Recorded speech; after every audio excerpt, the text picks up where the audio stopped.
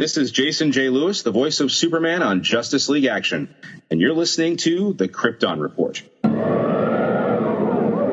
the sky, look! It's a bird! It's a plane! It's the Krypton Report.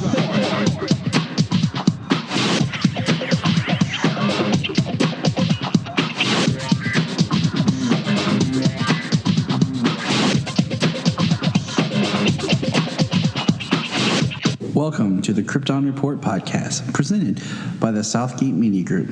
The All Things Kryptonian podcast, including Superman and Supergirl. We discuss games, movies, cartoons, TV shows, and comics. Krypton Report Pod can be found on Facebook, Twitter, Skype, YouTube, and Instagram. And if you want to drop us a line, send it to kryptonreportpod@gmail.com. We are on Patreon under Southgate Media Group. And our official merch page is tpublic.com. Search Krypton Report. Now on with the show.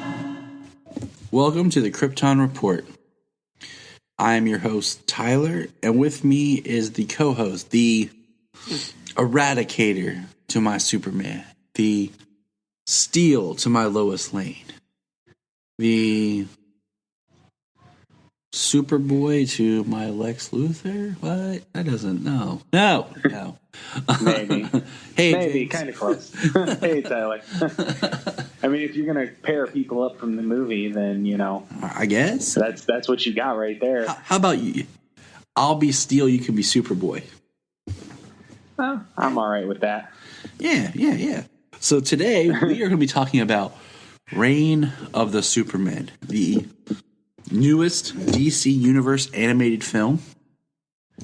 If you've listened to our past cast where we actually did commentary for Death of Superman, which in a way is the first part of this film because shortly before this was released, it was announced that later on this year, the film will be released with Death and Reign connected in one large film, which is great, except I wish they would have said that, before I pre-bought everything and I would have just waited, but whatever.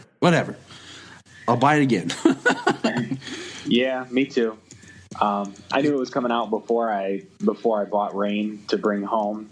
I didn't pre-order mine like you did, so I bought mine full well knowing that it was coming out, but hopefully like we had read, it'll have some additional footage.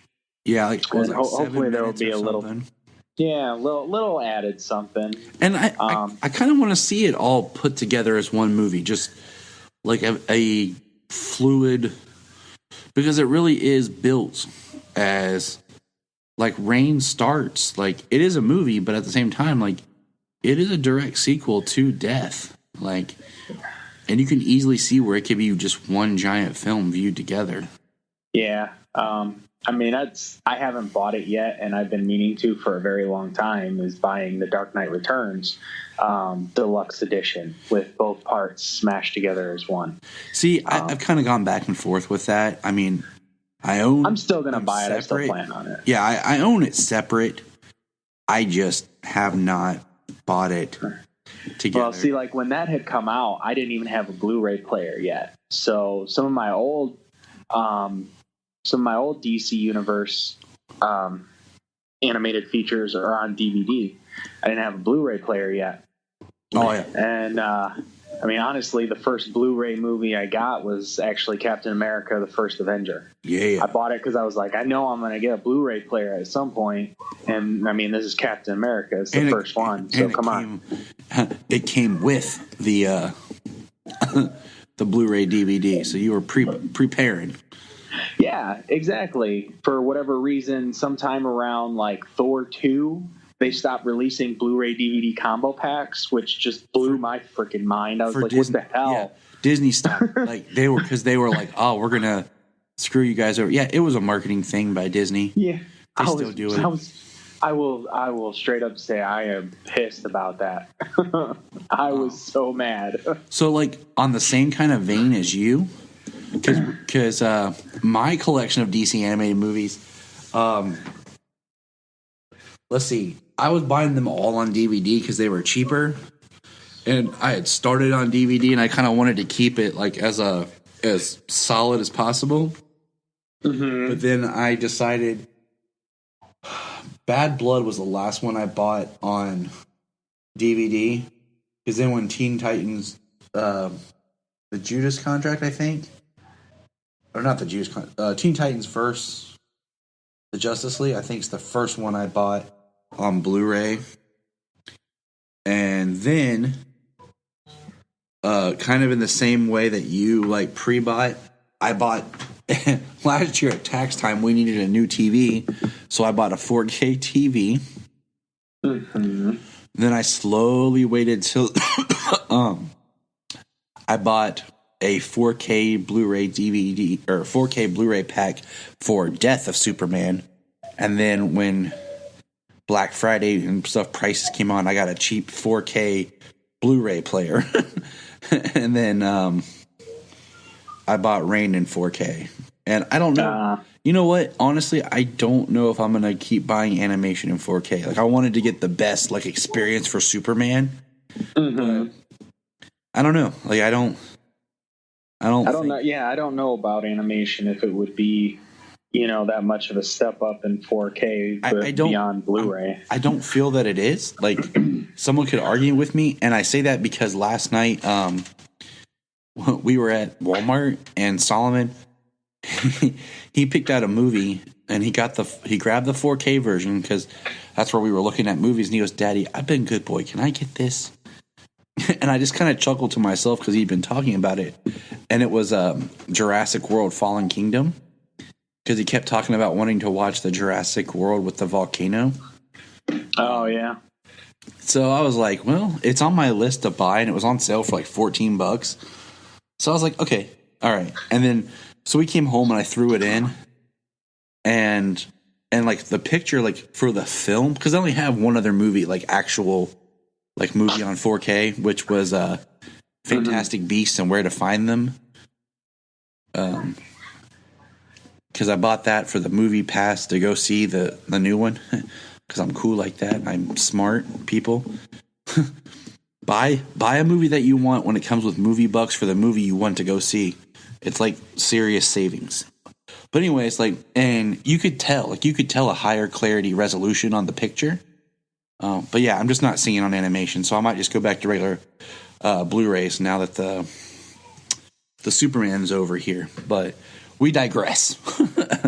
Yeah. I mean, my whole thing was I got some DC animated movies on DVD, which I want to upgrade them to Blu-ray. But I got those two, The Dark Knight Returns, Part 1 and 2, on DVD. So I want to buy the Blu-ray, which is the deluxe edition, where it's both movies together. Which is smart. Which is smart. Let it be known today, James, you're making a smart decision. And one of them that I especially really want to do. I want to do that because it's two movies put together, but Under the Red Hood. I love that one so very much. Dude, that I cannot have enough copies, and I would definitely want to get it on Blu-ray.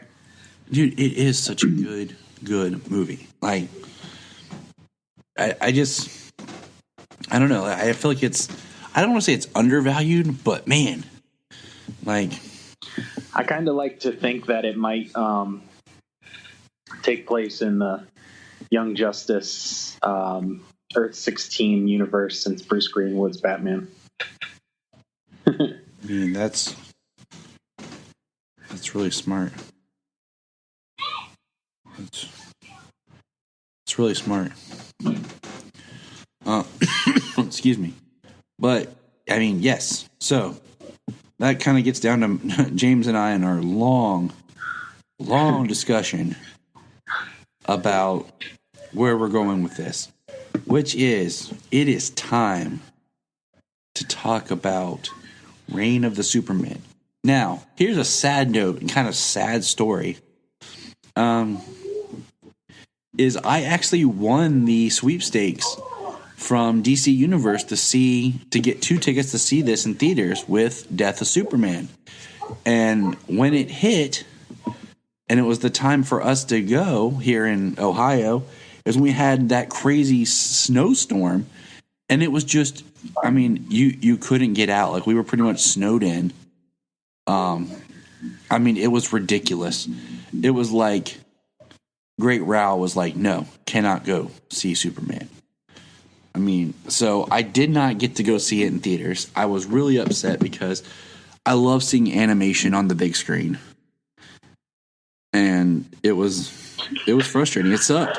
I wanted to see it double feature, Death of Superman, which is amazing, Reign of Superman, which obviously, I mean, spoilers, it's good. I enjoyed it. And then it's Superman on the big screen. I wanted to see both movies. I wanted to see it back to back. But my car broke down, and I didn't win. I put in for the sweepstakes, and I didn't win. So I didn't get the tickets. I was going to pay money to go, and I didn't get to go. But my car broke down, and I needed to work on my car. And I tried to get it done before the movie, but no such luck. So I got screwed, and I didn't get to go see it in the theater. We just got screwed all around. No good. No bueno. So, but you know what? It's out. We got it. And we waited to do this. We like to wait till it hits home media so that more people have a chance because, you know, not everyone wants to buy digital copies. And it seems like the day it hits home media is when DC Universe is putting it on the app. So if you didn't know, it is available on the DC Universe app to go and watch. So check it out. And now we're going to dive into Reign of the Supermen. Yeah. Reign of the Supermen. Dun, dun, dun. So this is the 12th film in the DC Universe continuity of animated features. That's if you count Justice League Flashpoint Paradox. You know, if not, then that's cool. But I kind of count it just because the end of it is what kind of spawned this New 52 era of movies. Yeah, it's basically like the birth of it, like the birth of the New 52 in the comics. Exact. And you have a little bit of a callback tie-in during Suicide Squad Hell to Pay. So that's just kind of my take. But it starts off, it's been 6 months since Superman died, fighting Doomsday. And it seems the world is not over his death. Lois is on hiatus from the paper. You know, Jimmy's having a hard time with it. Perry, you know, Kent's missing as he keeps calling out for him, and it's like, oh yeah, Kent, where's Kent? But there are 4 beings that are all claiming, well, I mean, I would say 3 of them are kind of claiming to be Superman. One of them's not, but people are kind of lumping him in there. See, I honestly, to me, when I watch it, I mean, it seems like there's 2 really claiming to be Superman. Obviously, there's Superboy, who's being promoted as such. Right. I mean, same thing from the comics. He's being promoted as Superman. And then Cyborg Superman saying that he is Superman. So those 2 are the ones who are actually saying they're Superman. Steel, as with the comics, I don't think anybody even like is like, oh, he is Superman, or, you know, he's claiming to be Superman, or he's trying to be Superman. I mean, it's more obvious that it's a guy in a high-tech suit, you know, trying to at least emulate maybe his hero. So let me from ask the public view. You know what I'm saying? So let me ask you, which one of the 4 is your favorite? Steel. Steel's always been my favorite. Mine too. And why? I used to have a toy. Why is Steel your favorite? Because he's more of the heart of the character, you know. He's just trying to, and he says it in the movie, and same thing in the comics. He's trying to live live his life better. He's trying to owe Superman his life. Superman saved his life, so he believes to honor Superman is to do what he can, save people, try and live up to at least the standards as a hero that Superman what's the word I'm looking for, that he set. I mean, that's exactly that he set. Basically, I was trying to. I couldn't think of a better word, but set the standards that he set. And that's exactly why Steel is my favorite, is because to me he represents what Superman stood for, and it's take it or leave, it's an average person stepping up and being Superman, and that's why he's my favorite. Yeah, I mean, out of these characters, Steel is my favorite. Connor Kent is a very close second. But that's also some. He's got kind of a couple of versions, and this version is like him out the gate being a teenager. My favorite version of Connor Kent is from Young Justice. Mine too. And so let's break it down a little bit, okay? The 4 versions, okay? We'll start with the clone, which is Superboy. In the comics, when this version of Superboy appeared, it was the first time that Superboy was not Superman as a child. It wasn't a version of Clark. It was the clone. And in this, we get a really good version of Superboy. It is very much the story of Superboy from the comic, The Reign of the Supermen, where he knows he's a clone. He knows he's a boy. He's young, and he, he's in the public eye. He's not afraid of the publicity. Like, he's having fun with it. And what I like about it is they didn't. So the first version, of course, like we talked about before, he had like tactical telekinesis. And this completely bypasses that. He's just like a lower powered Superman. He has Superman's powers, but they're not as powerful, is what I gather from this version of Superboy. Yeah, it seems that way, and you could argue the fact that he's so young, he doesn't have the years of energy storage. And so we'll reference back to Superboy from Young Justice, which I think he couldn't fly. He could leap, but he can't fly, and he doesn't have heat vision. Of course, there's the episode of Young Justice what talks about him wearing what he calls the shields, which suppresses the human DNA and allows the Kryptonian DNA to flourish, which gives him full power. But this Superboy has all of the powers. Like, I think he uses heat vision at one point in this. But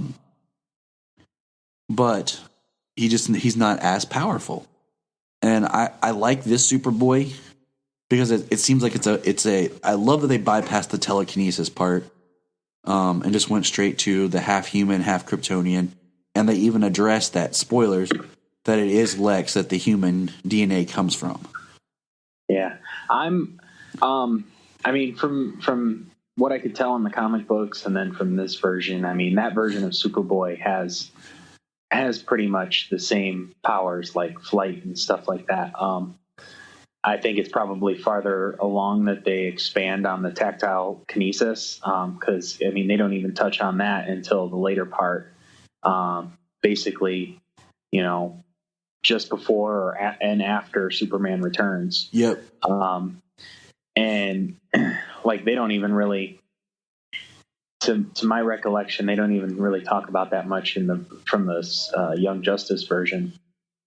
But it would be really cool. I know we had discussed, and this is kind of ahead and off the movie, but if they do another Teen Titans movie in continuity, like they did with Teen Titans, Justice League versus Teen Titans and Teen Titans and Judas Contract, I would like to see another one where they have Wonder Girl and Superboy involved. And maybe at that point they will expand on the fact that he has this tactile telekinesis, that what appeared to be some of his Kryptonian powers, maybe strength and flight and things like that, were more of a manifestation of his telekinesis as opposed to the Kryptonian powers.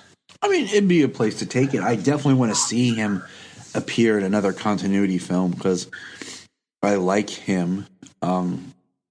His character.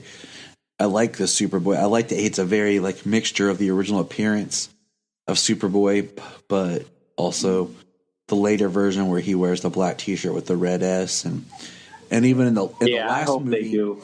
I hope that if he shows up again, that's what he's kind of moved on to.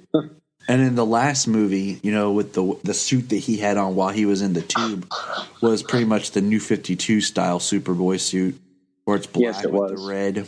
So it's a nice little blend. And one thing I think is really interesting if you pay attention, everyone in here, for example, Lois, her eyes are purple, okay, which makes them pop. Superman's are blue. And then Lex's are like a gray. And Superboy has gray eyes as well. I didn't notice that. I'll have to look at that. I mean, I noticed Superman's blue and Lois's are more purple, which is kind of nice that they actually carried that purple over from the animated series, because that's what her eyes were then too.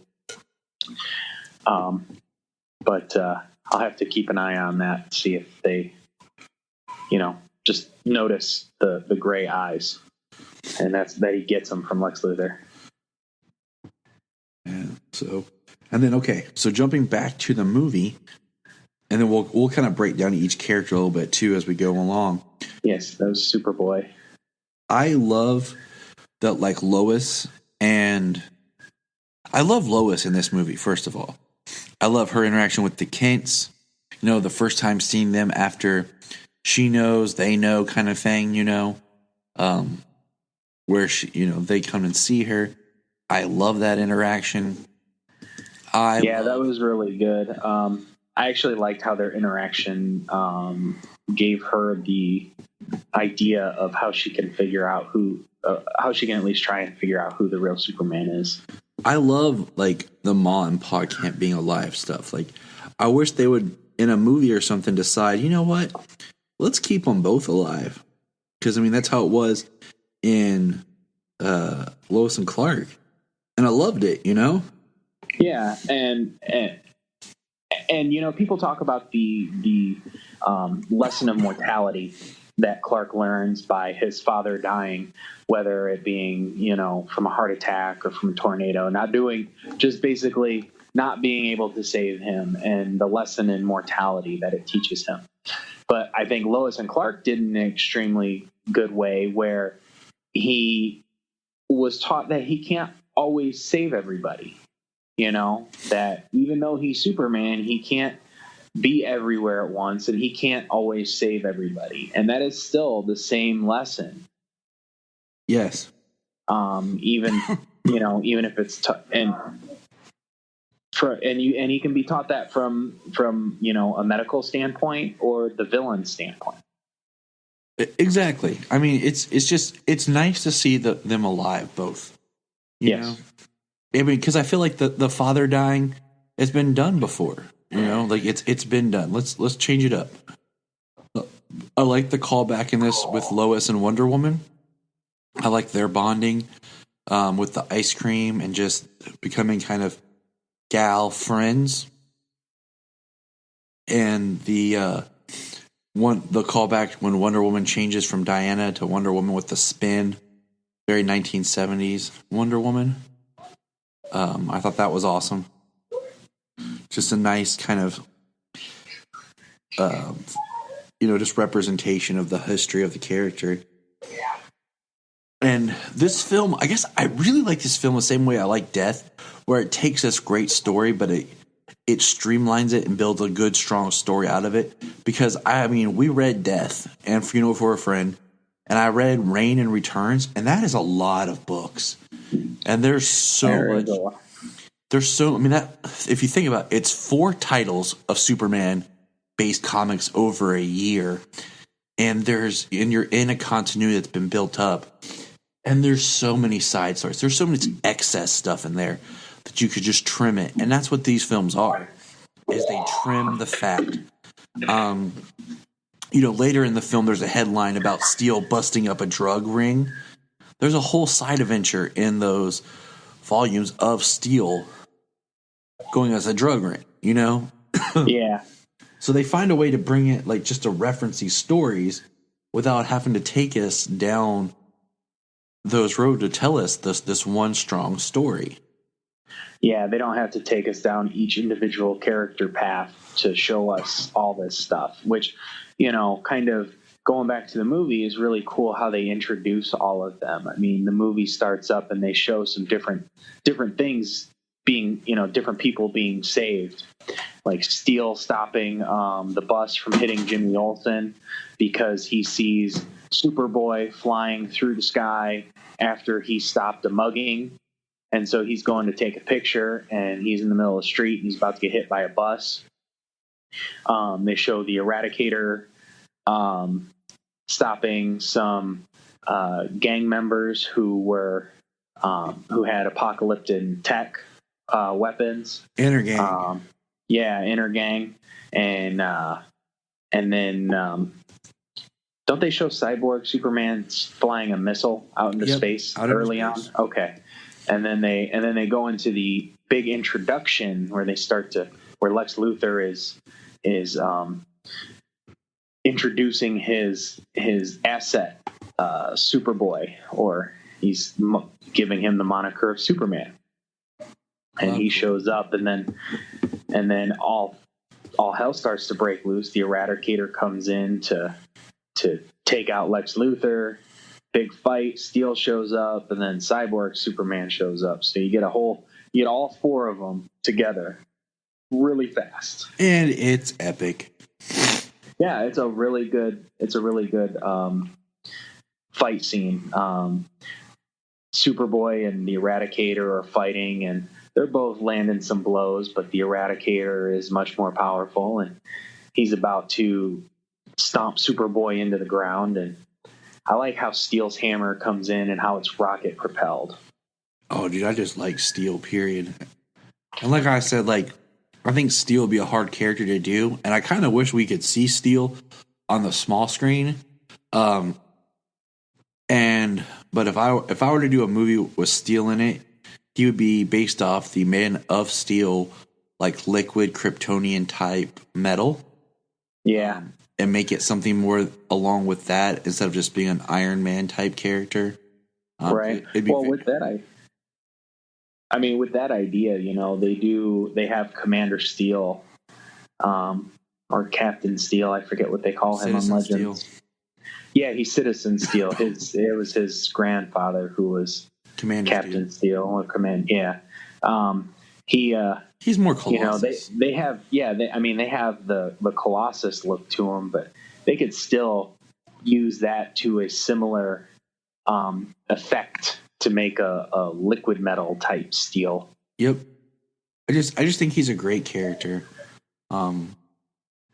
So you mentioned him, so let's talk about him. The Eradicator. Probably in the comic books, the character I care the least about. Because I feel like in the comics, he makes the least sense and is very convoluted and weird. Yeah, I think his history actually even stretches farther than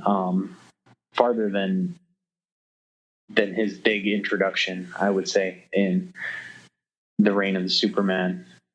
And I think they do something different with him in the movie, but it makes sense. I like him in the movie. Movie? It's the first time I've ever cared about the Eradicator. It's the first time I've ever really understood the Eradicator, and I think his costume looks sweet. Also, the Eradicator is supposed to represent the last son of Krypton. Like that kind of monarch of a name is what he, represents. And I just, in this we find out he's kind of like, we're introduced to him, quote unquote, as Superman's nanny in death. Yeah. Still can't shake that cough, huh? Oh my God, dude. Since this weather got bad and cold again, and just where we've had this snowstorm, Junia got sick and the kids got sick, and I was feeling great till yesterday because, of course, I was taking care of all of them, and it's just returned. It's this Ohio, man. Like, never move to Ohio, dear listeners. Please stay away. You can visit, but don't live here. I don't know. Right now, you can pretty much be anywhere and be screwed right now. No. I mean, Wisconsin and Illinois and Michigan and Indiana. I mean, it's like the day after tomorrow. Everything is covered in snow and ice, and you're not safe inside. So I do love this battle where it's all of them kind of in Lex's Plaza, because I love the imagery of the Eradicator flying down and breaking all the glass windows, going to attack Superboy. And Steel, like you said, with the jet-propelled hammer stops him. And I love, like, straight from the comics of Superboy just rejecting the title of Superboy. Like, he's like, it's Superman. And everyone's like, no, it's Superboy. Yeah. So that brings us to the last of the four, basically, is Cyborg Superman. Cyborg Superman, in this, I like that he still represents more of the New 52 look with a darker, like, blue-purple look to him. And if you look at, in the New 52, the Cyborg Superman was actually Zor-El. And that's a whole nother kind of story. But he has more of that look to it. And I like that. Because two of our predictions came true with this movie. I think, wasn't it? Was it two? I know our one was the ending. Yeah. What was the second prediction? Also, I'm trying to remember if we had talked about.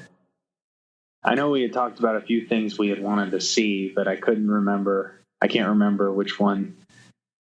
We'll just throw it out there. Spoiler. Yes. So we're talking about streamlining this story.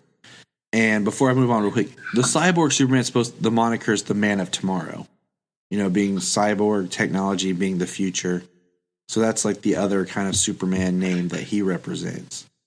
Yes.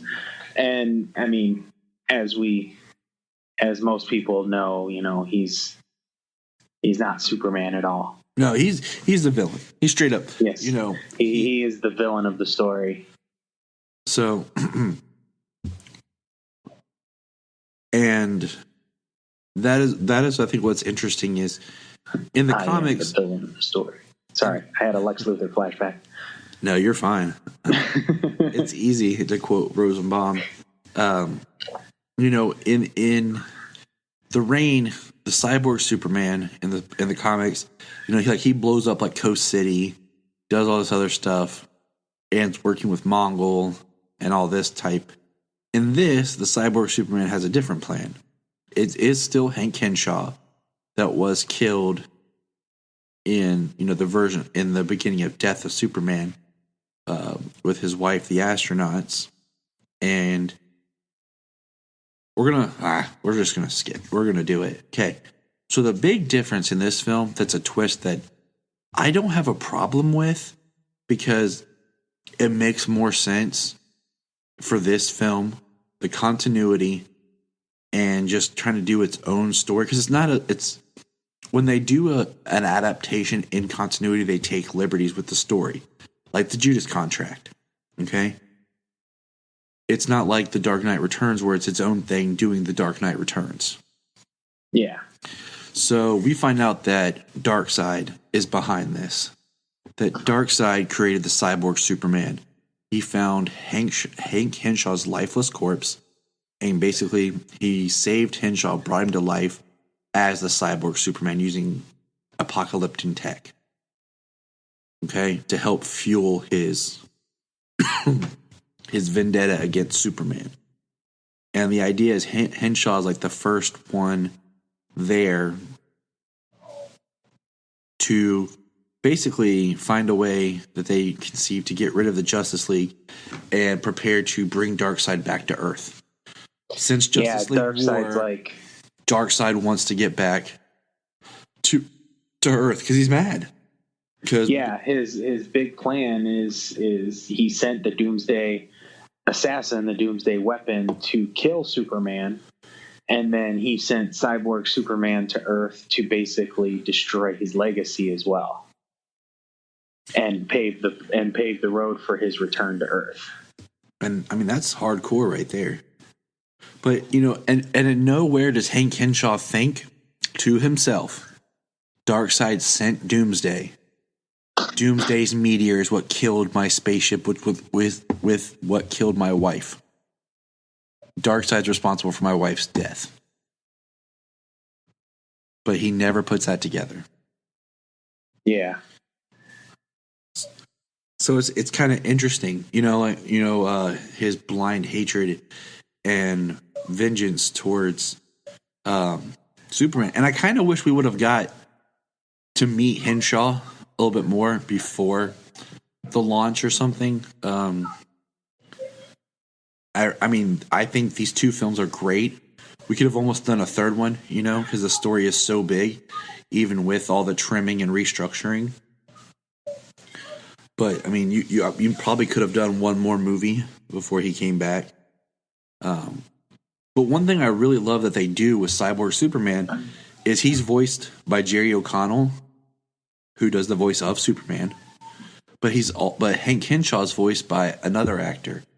And later on in the film, if you watch, they start blending the voices together when Cyborg Superman's talking. Yeah, very early on, it's more Jerry O'Connell's voice modulated to sound like robotic. And then as it starts to move forward, their voices blend. And then after he's found out, it's Henshaw's voice that's prominent. Yep, and I think it's awesome. Yeah, it's very good. And like, so as we talk about like Henshaw's plan, like in the similarities to it, what I find is, how he destroyed an entire city and how he planned, and how he killed millions of people and how he's planning on killing millions more. Well, in this one, as he's paving the way, he creates this robotic army for Darkseid, but they're supposed to patrol and protect the world. And in the end, they end up being used to generate a massive boom tube so that Darkseid and his armies can come through to Earth. But basically, because of his actions, after they stop him, all the people and they destroy the apocalyptic tech, all the people that were that volunteered all die. Yep. They all die. Like there's nothing that anybody can be done. So there's still a massive amount of death by his hands. Oh yeah. And can we kind of missed this earlier, but we're jumping around a lot. Superboy is voiced by Cameron Monaghan, who is more famously known for DC people as Jeremiah / Joker / Jerome on Gotham. So it's just kind of interesting to hear his voice and him do something different. Mm-hmm. I'm glad they brought him in though. He sounds really good. Yeah, he has a great voice for it because he doesn't sound childish, but he doesn't sound like an adult. He plays it in this weird in between, which really works for this type of character. Also, I like his little interaction with Lex when Lex throws something at the TV. Couldn't find the remote. That joke landed for me like full on. I got a good laugh. Well, the one that made me crack up is when it says like the ultimate unboxing video, and it's Superboy opening the toy of Superboy playing with it. Just because kids like watching other kids open toys. Oh my god, I don't get it. I don't get it either, but yeah, we won't go down that rabbit hole. But it cracked me up just because like Solomon like watches stuff, and I'm like, no, don't watch that, buddy. But I'm like, I guess that would be pretty bad, though. Sweet to see like Superboy playing with Superboy. So yeah, I mean it's it's totally modern and it works great. I mean, so also like I was talking about with the eye color, like it's really prominent if you watch the scene where it's Superboy and Lex talking in the car, just because the way it's cut and shown, you see their eyes. And I like that this calls back and we see Cyborg, Batman, Hawkman, Green Lantern, Flash. Yeah, and that's got a similarity where Cyborg is to get rid of the Justice League. He sends the Justice League off world. I forget the exact reason in the comic books to go after somebody or something. But then in this, they use the boom tube at the Watchtower unveiling with the president. They use the boom tube, which, I mean, whatever, conveniently enough, all the Justice League gather right underneath it as the thing comes crashing down to Earth. But they get rid of the Justice League right away in one swoop. I've not been a fan of this continuity version of Martian Manhunter, though, by the way. Like, it just, I don't know. I'm just not overly, like, into it. He hasn't been in it that much. I tell you what, though, this is another film where I'm asking, like, so Aquaman was in the last one, and he was hurt and beat up fighting Doomsday, but he's not in this film. But neither is Shazam. Like, he's been absent since Thrones of Atlantis.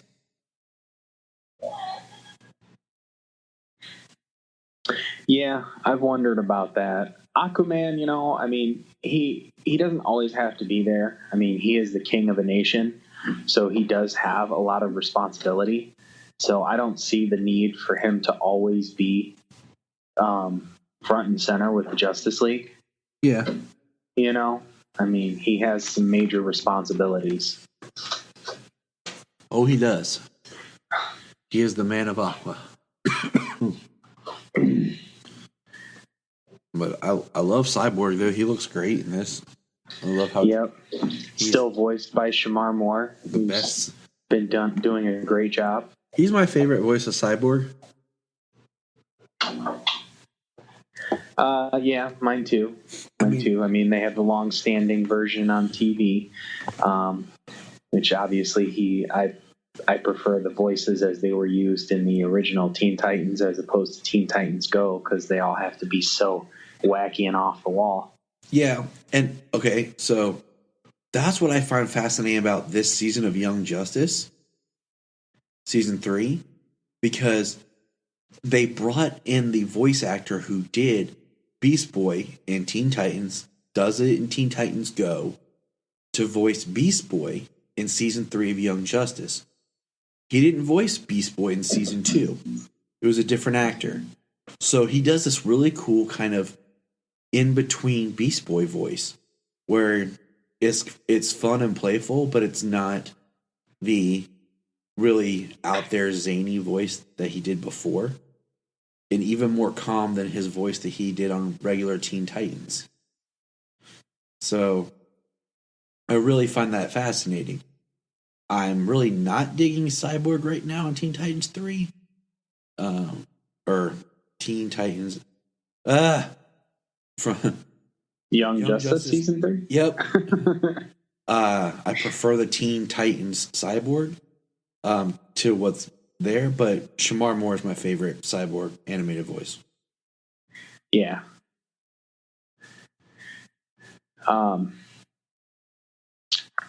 So yeah, we've Reign of Superman. I mean, we've gotten all the way up here basically to the Watchtower unveiling and the parademons attacking and the boom tube, and they send They send the Justice League away. Basically, Cyborg Superman is waiting around to save the president, to basically, get the thumbs up from the president of the United States that he is like the one and only Superman. Because the way that I see it is he could open a small boom tube to bring the parademons over, and send the Justice League away, but he needed more power to open something as massive that's needed to bring Darkseid and his armada to Earth. Mm-hmm. And that's why, he didn't just bring Darkseid right here. And he needed to also he needed people to join him to use that apocalyptic tech and everything to open that massive. So, yeah, it was gaining the trust of the people, so that way they would volunteer to become this. And it was pretty bad. I was like, it made me sad the way everybody was dead, because actually the person that they show up front, the first person who volunteers, Eric, his name is Eric. Yeah. In the beginning, the mugging, that was Eric and his girlfriend that Superboy saves in the alleyway. So they show him from the beginning. And they get mugged, and there's nothing he can do about it. And then he's the first one to volunteer. And then they show him again, and he is this robotic, soulless person. He doesn't even acknowledge her as his girlfriend or anything like that. And then when it's all said and done and everybody is freed from the cyber core, he's the one that they focus on. So, and he's dead. So he is a through line throughout the whole movie for that part of the story. And that's just as that's powerful because, he felt powerless. He wanted to step up, and be his own superhero because, Superboy did save him. And, and that just goes back to really tarnishing and destroying the legacy that Superman had. Mm-hmm. By Cyborg Superman first gaining the people's trust. It's everything of being the real Superman and then basically being like Superman turned against him. Right. So we see, and after Cyborg Superman, and I'm pretty sure they don't show it until after he saves the president. I'm not 100%, but I'm pretty sure they don't show it until after he saves the president that he is being controlled by Darkseid. Yes. And he starts communicating with Darkseid and seeing Darkseid, which is a little bit of a change up from the comics. In the comics, he was kind of like, because he was he had the Kryptonian powers, and the biotechnical powers to be able to possess any machine around and be this extraordinarily powerful being. And he forced Mongol to work for him. Yep. So he was like the all-powerful bad guy. Well, in this version, he is being controlled by Darkseid. And I don't have a problem with it whatsoever because he is extremely powerful. He is an extremely powerful character. He took on the Eradicator, who took on both Steel and Superboy and was coming out on top, and he took on the Eradicator and sent the Eradicator away because basically the Eradicator's power was running low because, as we kind of find out, he's more of like a hard light hologram construct. Yep. He's not actually a being in this. Which is interesting because he's like a computer program. He's like that in the comics. Like he's phasing, he's energy. Because there's parts where he's like, he touches Superman's corpse and body, and he's like trying to like become corporeal again and stuff. Yeah. So I said it always seems so more convoluted in the books. Right. In this version, he is definitely more of a protective computer program, and the computer program generated this version of him. But it was still powerful. You know, he could take on Superboy and he could take on Steel at the same time. And then Cyborg Superman, you know, he stopped him. He put up a fight, plenty of a fight, to be able to basically send the Eradicator on the run. So Cyborg Superman is incredibly powerful, but we just know that Darkseid is that much more powerful than he is, and that you know, the liberty they use to bring him in to fit the continuity is really awesome. And I mean, I like it because it just kind of keeps you on your toes, like, because it kind of helps build a story. I mean, this is a variation on the story. Yeah, an original story, and an original story from as an adaptation. And I mean, you can't really complain too, because, you know, Mike Carlin works for DC Animation, like one of the heads of DC Animation, and he was the group editor of, you know, helped develop the Reign and Death storyline. So if he's working on it, you know what I'm saying? Like, he's cool with it. It's who are you to argue with the creator kind of thing, you know? Yeah, exactly. I mean, and creators themselves, they will come back and be like, oh, I could have done this better. I could have done that better, you know? Or, you know, it's like, hey, how are we going to make this fit into this? You know, how are we going to make this large, expansive thing fit into this box? Exactly. And side story right here real quick. The whole scene where Lex decides he's going to kill Superboy because it was a failed experiment, and then the guy, the geneticist doctor, talks him out of it, and Lex is like, yeah, you're right. And then he fires the genetic doctor and lets all the other half clones out and kills him is pretty ridiculous. I mean, yeah. I'm like, he was going to straight up kill Superboy. Like, no second thoughts. Right. Well, speaking of Lex Luthor, I like Lex Luthor more in this movie than I did in Death. In Death, he was just all, I'm Lex Luthor. You know, I should be this, I should be that. You should respect me this way. You should respect me that. Like, I'm, you know, because I am Lex Luthor. Like, I am the smartest man, and you peons are morons. that was him basically in a nutshell from Death of Superman. So I wasn't very impressed with Rainn Wilson's portrayal of Lex in Death. But this version, he got a lot of room to expand. I agree. Yeah, he wasn't just that version of Lex Luthor. There were still elements of that, but that was not his character at all. You know, he still in this he still had a stake in Superboy. He had a stake in trying to find out who these other Supermen were. You know, in trying to take down and stop Cyborg Superman. So there was room to grow and room to develop his character to not be that. And he was enjoyable this time around. He was definitely more interesting, I'd say, as a character. I found him a little bit more annoying in Death. Oh yeah, he was the worst part of Death, in my opinion. But you know what? But it works. Yeah.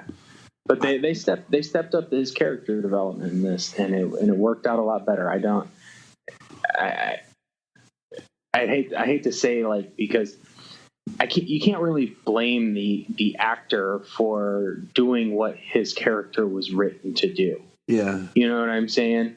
So if the script was written poorly for that version of the character, you know, and he tried to make it as interesting as he could, that's one thing.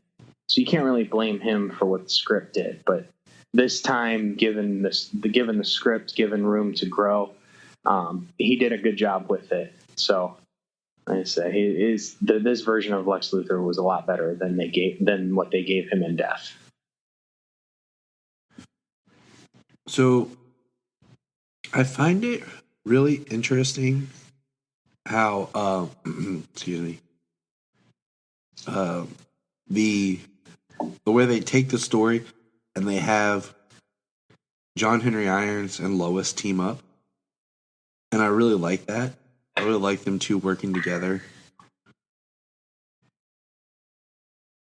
And I love the scene where he comes home and Lois is there. And he's kind of like, and she's like, I know, it's fine. You're Steel. I figured it out. And I'm the worst at figuring out secret identities. Right. And Steel gets my favorite line of the film. What's that? Excuse me, mind if we kick your ass? I'm like, yeah, go get him, Steel.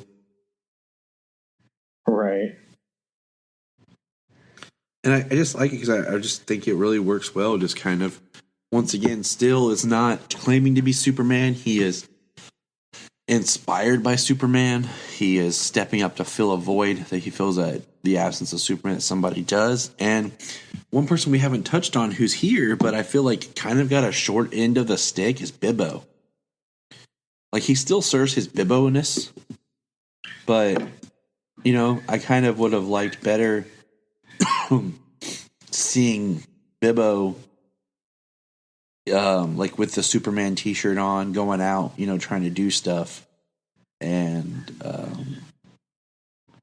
because I really liked what we got from Bibbo. And yeah, I mean, that would have put another person in a Superman shirt trying to do something, you know. They did a good job with him being like protesting and fighting against what they believe not to be Superman. Yeah. In Cyborg Superman. So, you know, they used him well. I just really like Bibbo, I guess, you know. Right. In this version. He doesn't come off as the like clunky, overweight sea captain-y Popeye looking guy that he is in the animated series and everything. Right.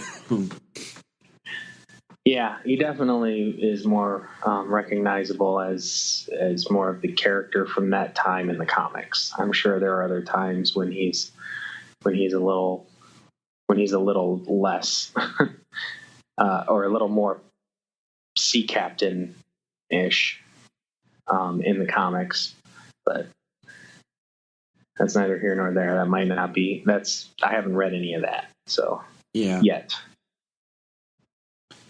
So, let's see. But we what get else is there. So the big one we've kind of danced around is Superman does come back in this story.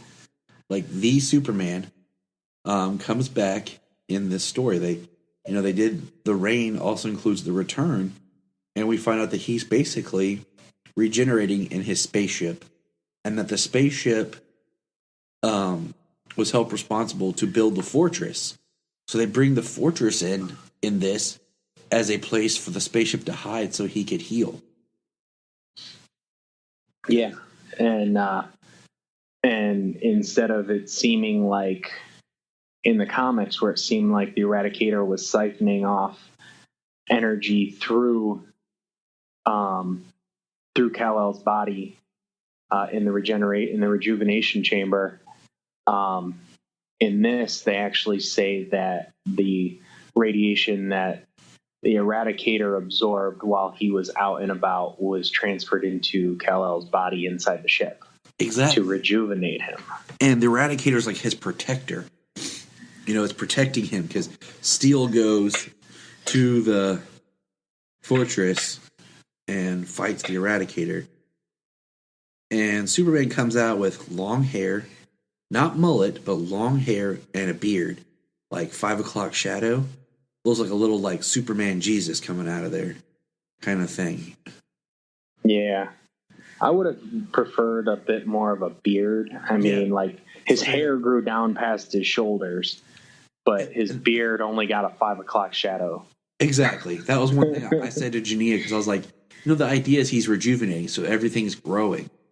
You know, so his hair is going to be longer because it's growing as his body rejuvenates.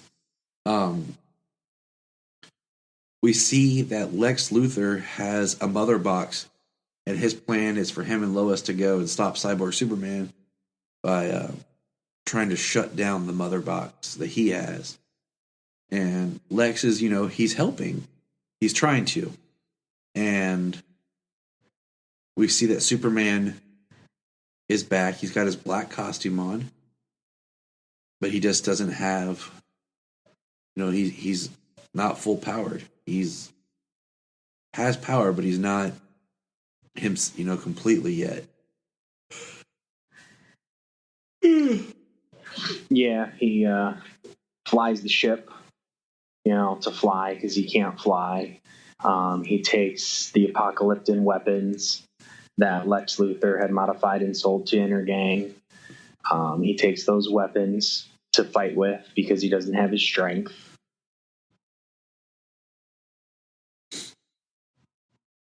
And so now we have three. We have Steel, Superman, Superboy going to stop Cyborg Superman at the Watchtower launch site.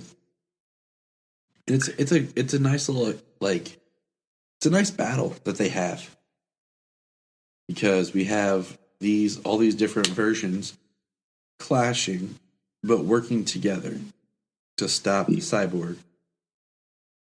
And what I like is we see Lex, one of the things I was wondering if this was going to do, and even in the post-credits scene, I was wondering if they'd tie in, the Imperious Lex look, or if they're saving that for a future film or something where he wears his Superman armor, Mm-hmm. Or I was wondering if there would even be a hint at it or something, in his workshop, whatever he's working on, his own Superman armor when Superboy let him down.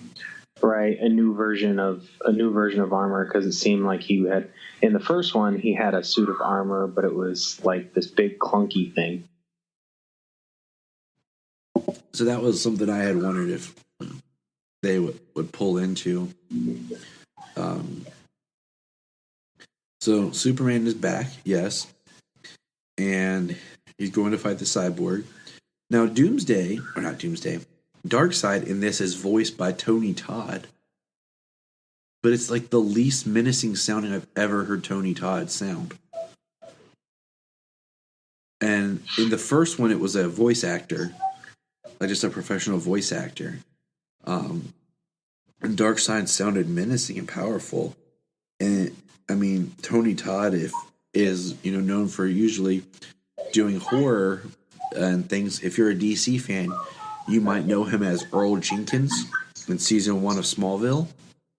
He's also the voice, Candyman. He's also the voice of Zoom in Flash season 2.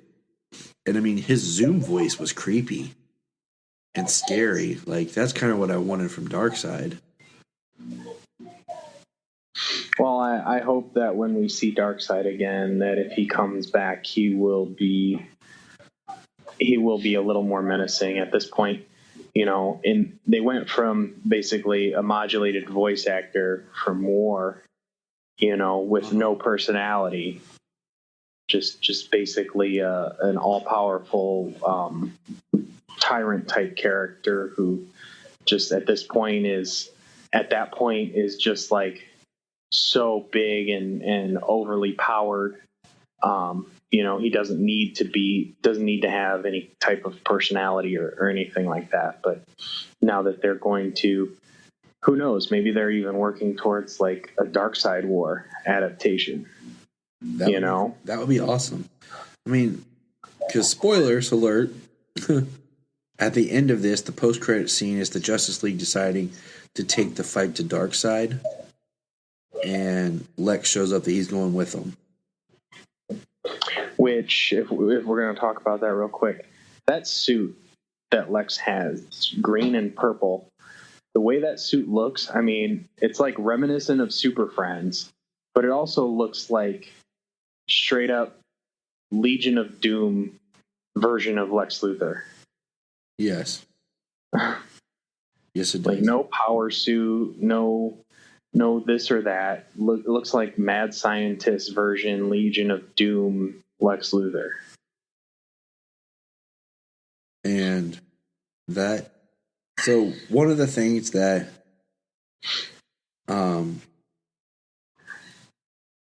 I predicted was and we talked about this, both of us kind of did, was that when Superman did come back to life and he got his Superman suit, that they would use it as a way to move away from the New 52.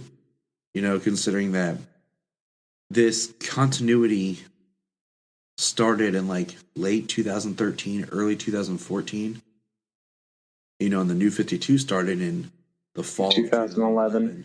So they were trying to keep their films with what the comics were doing, but just, through time and everything that changes. So the Superman costume we get in this was, would he have the trunks? Wouldn't he? And I'm glad that they used the Superman Reborn suit. Me too. No trunks, but it's got the red belt with the shield medallion. In the center of the belt, it has the red boots. It has the low collar, which I've never been against the collar. It's a brighter blue. Yeah. It has the red cape with the gold S on the back. Right. I mean, as we've discussed before about the Superman suit, basically, both of us, we prefer without the trunks. I know. It's like heresy. Yeah. I mean, it is. For whatever reason it is. We both prefer without the trunks. We're not against it, but we both prefer without the trunks. So if they would have taken him back to the trunks, I honestly would have been just a little bit disappointed. But I'm glad they kept it without the trunks, and I like the Reborn suit that they used. It looks really good, and I like the brighter blue as opposed to the darker blue from the New 52 version, which I enjoy. I like that too, and that's basically what they, they moved into the New 52. He didn't have the trunks. They kept it moving with the movies, with Man of Steel, and with the animation. I prefer it without the trunks. I don't have anything against the trunks. I just prefer it the new way. I agree. To each his own. Like, it's cool if you love the trunks. Even if you love electric blue Superman, it's okay. You're allowed to. So stay tuned for our social media artwork coming out, or photo coming out. Coming sometime this year. Yeah. Really doesn't have to be undue. Oh my God, kids, we have them, we love them, but sometimes we wish we didn't. Sometimes you love them because you have to. You're like, so the big battle, jumping in, is Lex Luthor uses the Mother Box to pull the Justice League back. That was his ace up his sleeve. So the Justice League comes back with Steel and Superboy as they fight off the robot mod squad that Cyborg Superman has created. Yes, the Cyber Corps. Black suited Superman Jesus decides to take the ship and go crash into Cyborg Superman, who has now ripped open his cyborg chest to reveal his Mother Box inside. And so the two of them are now fisting, fighting, and Lois is there with them, which I love that Lois is part of the battle. We see that during the battle, she she gets shot with heat vision and everything as she tries to help Superman fight Cyborg Superman. Which I really it's crazy real quick to think about. You have the word Superman, which is a character. You have the term cyborg, which is another character. But Cyborg Superman is its own character. Right. So that's funny. Yeah, the final battle is pretty cool. The way it ensues. Really cool, actually, how how Superman puts the ship in full throttle, and he gets to the watchtower before Steel and Superboy get there. So he gets to the watchtower, and he literally crashes the ship through the side of watchtower. into Cyborg Superman, which actually has, consequences in the fight. So it wasn't unused. It was really cool. And there's a big knockdown battle when Steel and Superboy get there. They're outside fighting the Cyber Corps while he's inside fighting Cyborg Superman, and getting beat down too, like blood. He's getting pummeled pretty brutally. Not quite as brutal as he did by Doomsday, but not many people can lay into anybody like Doomsday can. Exactly. So it was pretty good though. And then they take off into outer space, and like Cyborg Superman is adamant about hurting Superman any way he can, in every way he can, like killing Lois in front of him and that type of thing. So part of it's like, I'm going to launch us into space, and as soon as we leave the exosphere, you both are going to freeze and suffocate because of this giant gaping hole in the side of the watchtower because you crashed into it. And, Lois does something to engage a mechanism that closes that off, which was pretty cool. So it was a nice flow. Not like everything that happens has a reason for happening. Exactly. Like you said, that's not unused moments. That's where, like you said, that ship comes into play. There's a scene where Cyborg Superman's losing his junk, and he yells at Superman, and the way it's drawn and looks, he just reminds me of Crispin Glover. I don't know why it just does. But we also I can see that. We also see how when Superman damages Cyborg I'm gonna call him Henshaw. When Superman damages Henshaw, like how the alien tech like repairs him, and also when he revealed like his chest and his like where he was controlling the mother box, we have now a large Omega symbol like Darkseid has on his chest. Yeah, that was pretty cool. So in the comic books, as the fight goes on, Cyborg Superman is winning, and he's using kryptonite to kill the Eradicator and to kill Superman. That the kryptonite is going to do it, and he uses the kryptonite to try to destroy Superman with like a full-on blast, and the Eradicator comes in between them, and somehow the energy that is blasted through Cyborg or through the Eradicator recharges Superman. So very, like, how is that supposed to happen with the thing that is supposed to kill him? So very weird how it happens in the comic books. Well, in this, as you said, Lois is jumping around. She's fighting. She's, floating in zero gravity, trying to help Superman and fight Henshaw. And she reaches out and she pulls a lever, and it releases the sun shields. I'm guessing to, it's what they're called, sun shields. Stop the blazing light of the sun straight from outer space, not coming in through the atmosphere. From coming into the satellite. So she pulls that shield, and it releases, and it's actually really cool because that direct sunlight recharges Superman. Oh my god! So what should recharge him and make him more powerful? This direct sunlight, out in space, like I said, not through the atmosphere, not through the clouds, everything like that. And I love it because she risks to save him, and it pays off, and it just. It's one of my favorite scenes because, Henshaw has him and he's yelling at him, he's beating him, and he just opens his eyes and it's full on heat vision blast. Blows his arm off. And then, like, the way that he takes down Cyborg is the wild card, because this whole time I'm watching, I'm like, where's the Eradicator?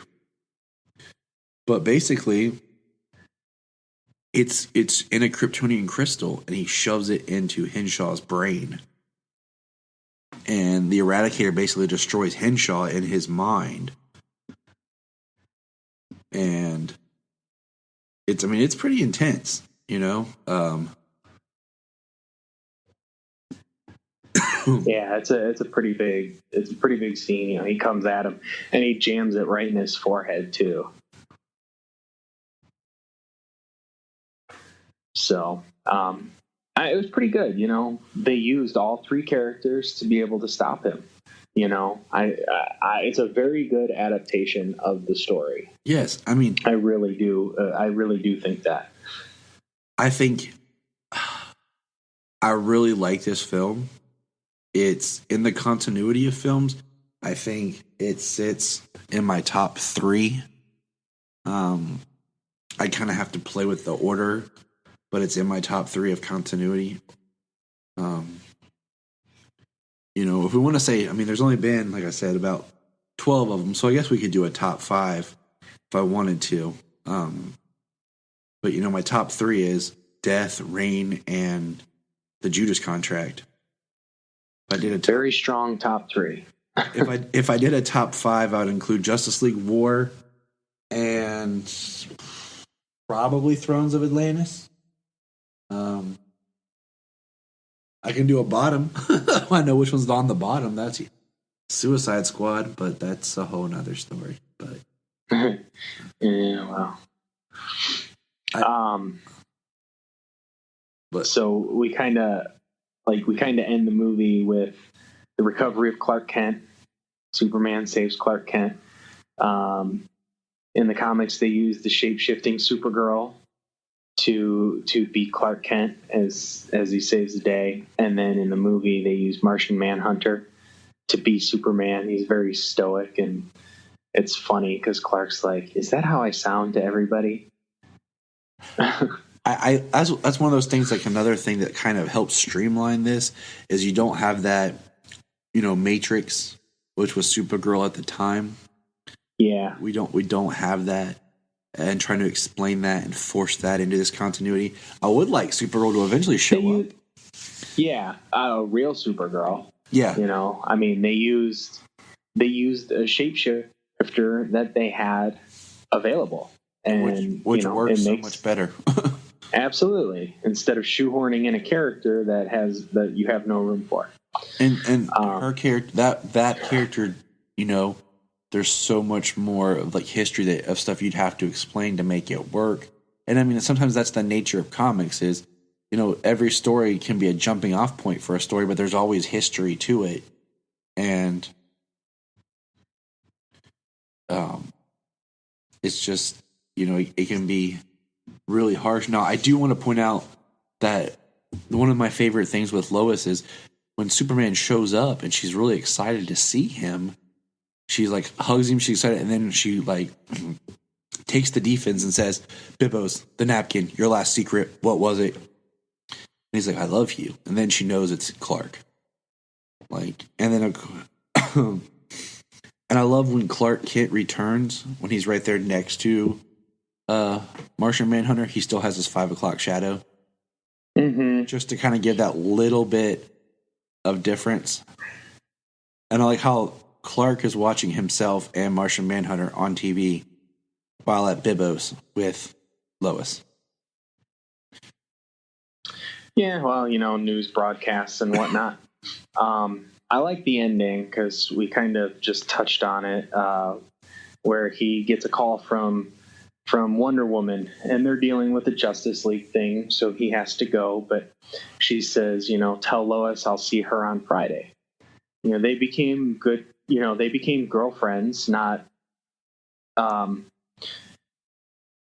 because they had a good interaction early on. You know, Wonder Woman was concerned about her and also sharing her grief, but you know, she's like, oh, but she brought her there to ask her about the Supermen, and she's like, oh, so you didn't bring me here to mourn with you, and she was relieved by it because she doesn't have that emotion that basically kind of goes with her with her persona that's basically out there. So she was happy of that. And then we get a call back to the ice cream thing from, early 52 when she gets ice cream with a little girl and back to Justice League War. She loves ice cream, so that's awesome. I love the continuity there. But then in the earlier scene, she actually does the Linda Carter spin and changes into her Wonder Woman costume, which I thought was a great Easter egg. And I love because Clark's line is, "What's happening?" He's like, "Worlds colliding." Yeah. So, well, just what you want, your ex. I mean, like literally Wonder Woman, your ex, hanging out with your new girlfriend, the fiance. Wonder maybe not fiance at this point, but your ex is Wonder Woman. Yeah. So let's take a moment here, and what would you rate on a A through Z scale? How would you rate Reign of the Supermen? A through Z? Yeah, I mean, hey, it's not going to get there, but okay. A letter grade. There. Happy? Yeah.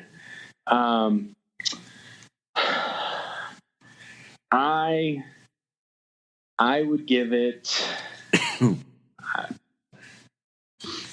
if death would be an A because of Lex Luthor not giving it an A+. I respect that. This would have to be an A- because it's just right there below it. See, even though they redeemed Lex Luthor, death was just so well done. It's hard to match. So Death gets an A+ just because of the emotional power and lovability of Superman in it. This gets an A-, and it gets the minus for the biggest downfall that this film has going for it is you have to have seen Death. Like, you really can't watch this on its own. I mean, you could, but so much of this story predicates on you having seen Death. Yeah, the death of Henshaw, the death of Superman at the hands of Doomsday, the letter to Lois, the fact that Wonder Woman and Clark used to be a couple, the thing that Wonder Woman says about how stretched the Justice League is and how much they depended on Superman. Yeah, I mean, it's because of everything he was capable of. And it's just, so it makes it a little bit more difficult to really enjoy this film because, some sequels you can watch without having seen the past one, but this is like, it's all, dang it, almost like you have to have seen the first one. You can't just bypass the first one and dive right into this one. But I mean, that's it. I highly recommend it. Watch it on the DC app. Go buy it. It's hard to see that as a negative, being part 2 of a 2-part story. Right. I mean, so that's what I'm saying. Like, that's why it's an A-. It's not like I'm giving it a D or something here. It's like no, I know. I'm just saying it's one thing. It's one thing. It's hard to hold against it a negative for it. Not being able to stand on its own. I mean, it literally is part 2 to a 2-part story.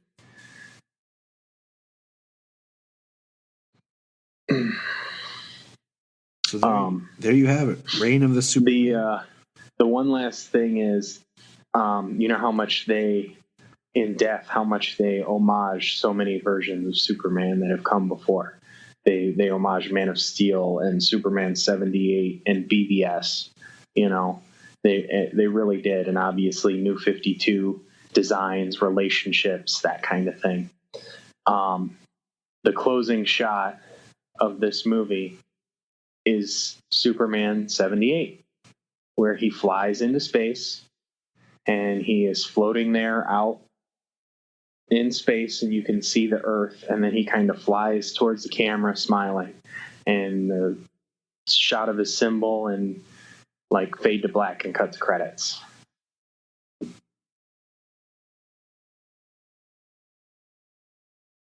That's Reign of Superman.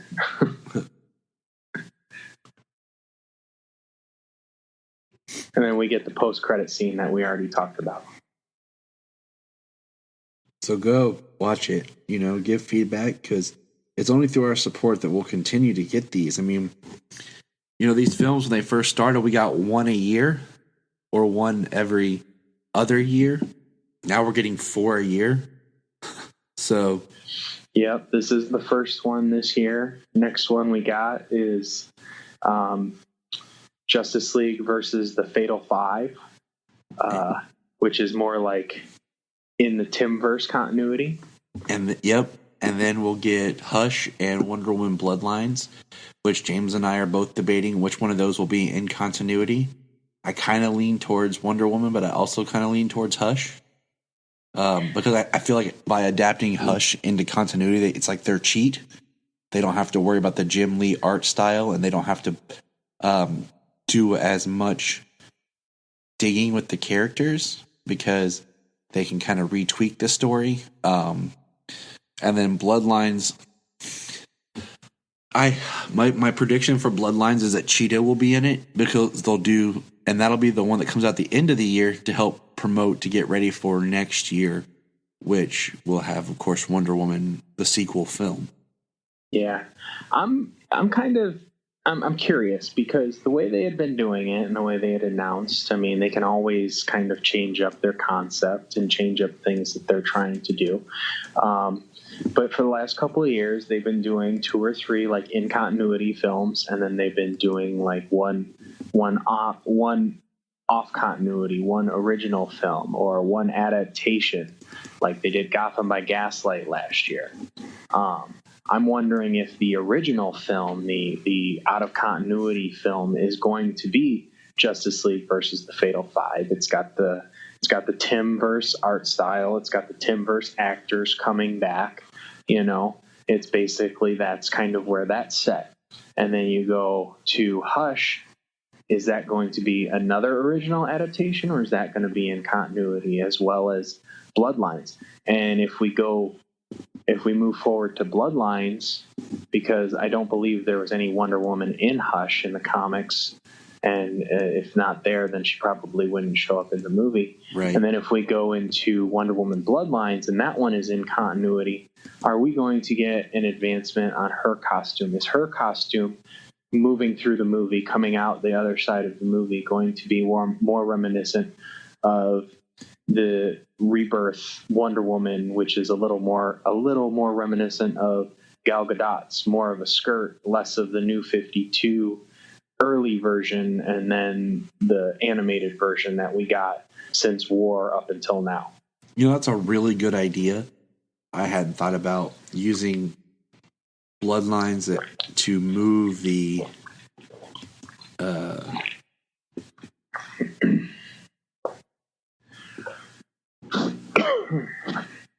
I think that would be a good idea to advance the character. I mean, if she is going to be a major staple, especially when it comes to the movie franchise, we got the second one coming out next year. Patty Jenkins is already discussing ideas for the third one. If she's going to be a major staple moving forward, why wouldn't they focus on developing her in this medium as well? Right, because I mean, they went ahead and re-released her original film, which was great. But yes, I got it. I bought it on Blu-ray for the commencement anniversary edition. That's when I have the original second release. Where it was a little bit more violent, where they actually show Ares' head being cut off and everything. So it was released, and it was like in packaged in silver, where the regular one was in red. I have that one. See, now that's one I didn't have. I didn't have the original Wonder Woman version. I don't even think I actually saw the Wonder Woman animated movie until I bought the commemorative anniversary edition on Blu-ray when it came out a couple of years ago. My brother and I both worked at Blockbuster, like at different times. So when they would come out, we would, get it and watch them. And, I thought Wonder Woman was great, but it didn't sell as well. And then they did the Green Lantern film, and it didn't sell as well. So that kind of put like the brakes on the individual like characters, and that's why we started getting a lot more just Batman, Superman, Justice League stuff. Mm-hmm. And that's why even the Suicide Squad movie was branded as Batman Assault on Arkham, because they didn't think if it didn't have Batman in the title, it wouldn't sell at all. So they were like, "Oh, we'll just call it Assault on Arkham." Well, I kind of like the way that they used it, Arkham, in the title, since it is in the video game Arkham continuity. Yeah. The art for the characters, the voices for the characters, things like that. It's based on the video game saga, so it takes place in that continuity. So I mean, it's a very interesting. I don't know. Sometimes it's sad that is a much better Suicide Squad movie than Suicide Squad: Hell to Pay. Dude, I've only watched Hell to Pay once, and it was I ended up breaking it up, and I hate when they're like, we can make it rated R, and so they just throw in stuff that just you're like, really, like just because you can make it rated R, doesn't mean I want it to be rated R. Because you feel like you can just do whatever and it doesn't service the story. I mean, Justice League Dark was rated R and you couldn't really tell it. Yeah, there wasn't too many things that really pushed it to the R, except for some of the really disturbing content. And so, real quick thought though, I was thinking, have we met a Joker in continuity yet?